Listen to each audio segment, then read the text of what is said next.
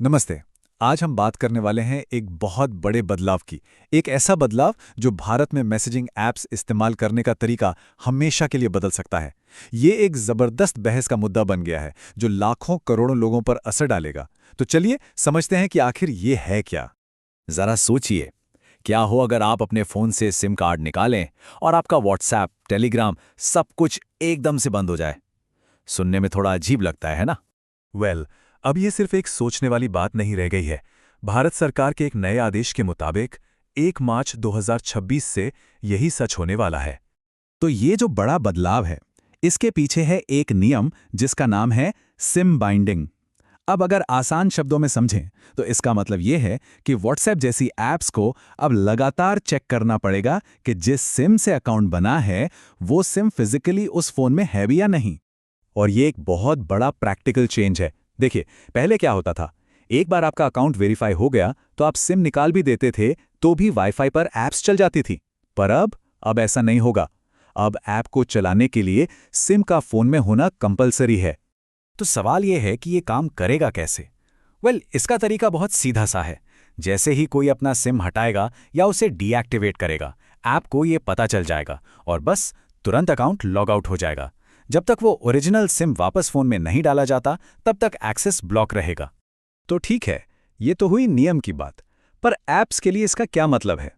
चलिए अब ये देखते हैं कि जो लोग इसे इस्तेमाल करते हैं, खासतौर पर वो लोग जो एक से ज्यादा डिवाइस यूज करते हैं, उन पर इसका क्या असर पड़ेगा। और ये एक बहुत बड़ी दिक्कत होने वाली है उन लोगों के लिए जो अपने काम के लिए या पर्सनल यूज के लिए व्हाट्सएप वेब या डेस्कटॉप वर्जन पर काफी ज्यादा डिपेंड करते हैं। सोचकर देखिए, हर 6 घंटे में आपको फिर से लॉगिन करना पड़ रहा है। काम में कितना डिस्टर्बेंस होगा, है ना? तो अब सबसे बड़ा सवाल, सरकार आखिर ये सब कर क्यों रही है? चलिए अब सरकार का पक्ष समझते हैं। इस बड़े कदम के पीछे सिक्योरिटी का क्या लॉजिक दिया जा रहा है।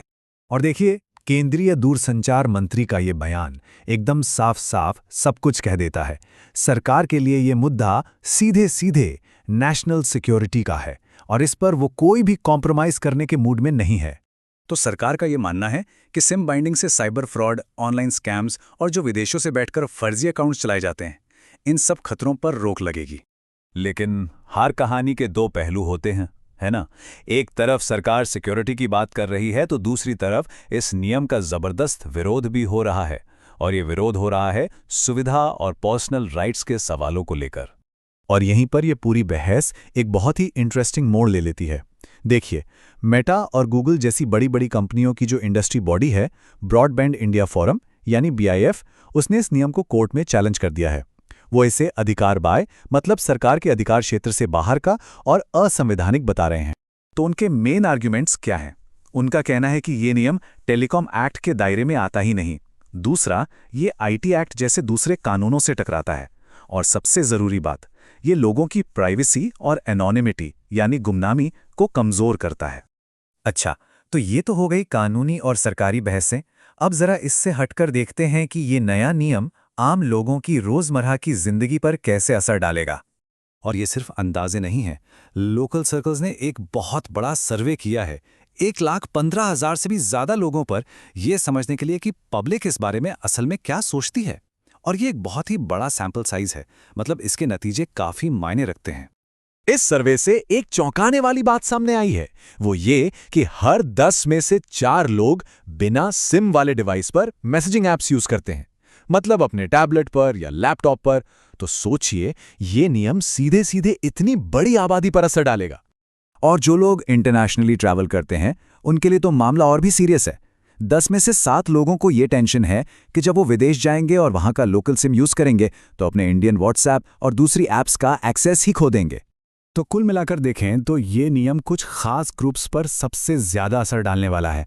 जो लोग विदेश आते जाते हैं, वो प्रवासी मजदूर जो अपने परिवार से जुड़ने के लिए इन्हीं ऐप्स पर डिपेंड करते हैं, और वो सभी लोग जो अपने काम के लिए या पर्सनल लाइफ में मल्टीपल डिवाइस जैसे लैपटॉप और टैबलेट इस्तेमाल करते हैं। और ये सब कुछ हमें इस कहानी के सबसे दिलचस्प हिस्से पर ले आता है कि भारत की जनता खुद इस मुद्दे पर कितनी बटी हुई है। जो डेटा है वो वाकई में बहुत इंटरेस्टिंग है। एक तरफ तो सरकार का जो सिक्योरिटी वाला आर्ग्यूमेंट है, उसे लोगों का काफी सपोर्ट मिल रहा है। 3 में से 2 लोगों को लगता है कि हाँ, सिम बाइंडिंग से वो ऑनलाइन ज़्यादा सेफ हो जाएंगे और फ्रॉड कम होगा। लेकिन सिक्के का दूसरा पहलू भी है। सुविधा का मुद्दा भी उतना ही बड़ा है। लगभग आधे लोग इस नियम के सपोर्ट में नहीं हैं, क्योंकि उन्हें लगता है कि इससे उनकी डेली लाइफ में बहुत ज़्यादा दिक्कतें आएंगी। तो ये एक क्लासिक सिचुएशन है। एक तरफ है बेहतर सिक्योरिटी का वादा और दूसरी तरफ है लोगों की सुविधा, उनकी प्राइवेसी और अपनी पसंद से डिवाइस इस्तेमाल करने की आज़ादी, जिसकी एक कीमत चुकानी पड़ रही है। तो आखिर में बात यह है कि यह सिर्फ एक टेक्निकल नियम नहीं है, ये उससे कहीं ज़्यादा है। ये भारत के डिजिटल फ्यूचर के लिए एक बहुत बड़ा टर्निंग पॉइंट है।